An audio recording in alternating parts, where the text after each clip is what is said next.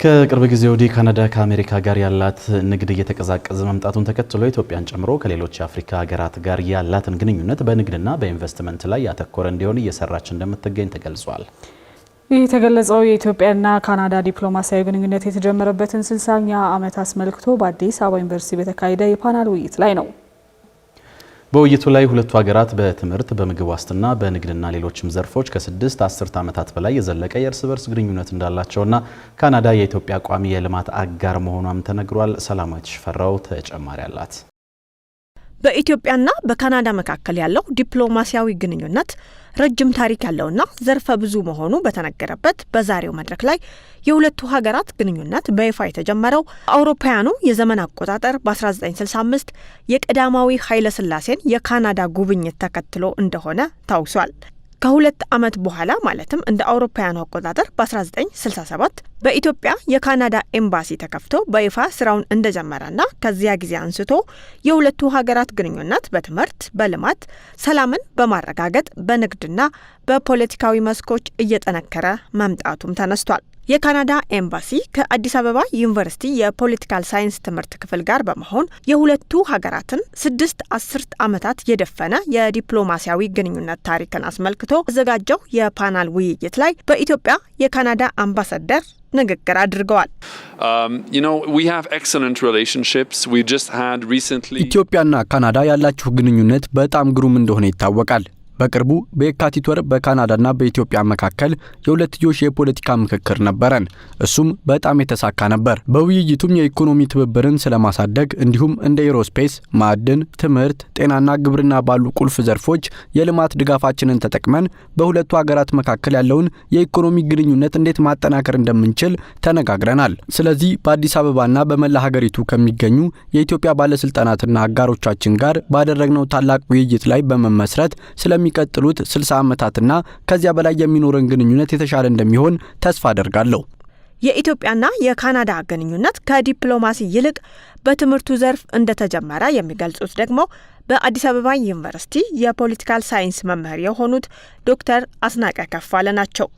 አዲስ አበባ ዩኒቨርሲቲ ከመመስረቱ በፊት ከካናዳ የመጡ ጄስዊት በመባል የሚታወቁ የካቶሊክ እምነት ተከታዮች ዩኒቨርሲቲ ኮሌጅ ኦፍ አዲስ አበባን ማቋቋማቸውን የሚናገሩት ዶክተር አስናቀ ይሁን እንጂ ካናዳ ከትምህርት ይልቅ ኢትዮጵያ ውስጥ ድርቅ በተከሰተበት ወቅት ባደረገችው የሰብአዊ ድጋፍ የበለጠ እንደምትታወስም ነግረውናል።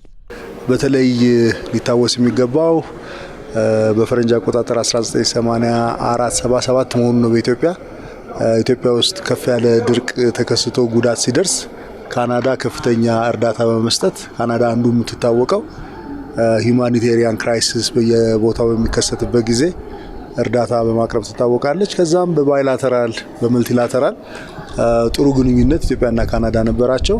በተለይ ደግሞ አሁን ያለው የካናዳ መንግስት ከአሜሪካ ጋር ገጠማቸው በንግድን በተመለከተ ችግር ከገጠማቸው በኋላ ያላቸውን ግንኙነት ከእርዳታ ይልቅ ከአፍሪካ ጋር አብረን መነገድ አለብን፣ ከአፍሪካ ጋር ኢንቨስት ማድረግ አለብን የሚል እምነት በማሳደር ግንኙነታቸውን ከኢትዮጵያ ጋር እያሻሻሉ ነው ያሉት። የኢንቨስትመንት ስምምነትም ከኢትዮጵያ መንግስት ጋር እየተፈራረሙ ነው ያሉት።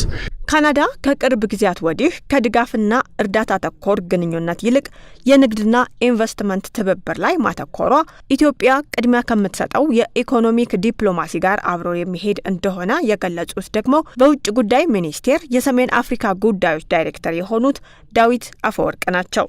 ኢትዮጵያም የውጭ ግንኙነቷ ውስጥ አንዱ ቅድሚያ ከምትሰጣቸው ጉዳዮች አንዱ የኢኮኖሚክ ዲፕሎማሲን ማካሄድ ነው። ከዚያ አኳያ በርካታ የኢኮኖሚ ሪፎርሞች እያካሄደ ትገኛለች። በዚህ ረገድ እንግዲህ ለካናዳም የተሻለ ለኢንቨስተሮች የተሻለ እድል እንደሚኖር ኤክስፔክት ይደረጋል። እንግዲህ እንደተረዳ ነው እነሱም በያዙት የአፍሪካ ስትራቴጂ ሞር ኦፍ እርዳታ ተኮር ከነበረ ይልቅ ወደ ንግድ እና ወደ ኢንቨስትመንት ላይ አተኩሮ ለመስራት ነው። እኛም ከዛ አኳያ በተለይ ካናዳ በጣም ኤክስፐርት በሆነችባቸው በማይኒንግ ሴክተር፣ በአግሮ ፕሮሰሲንግ፣ በአርቲፊሻል ኢንቴሊጀንስ፣ በዲጂታል ሴክተር እንደዚሁ በጤና እና በሌሎችም ሴክተሮች እንደሚሳተፉ ኤክስፔክት እናደርጋለን።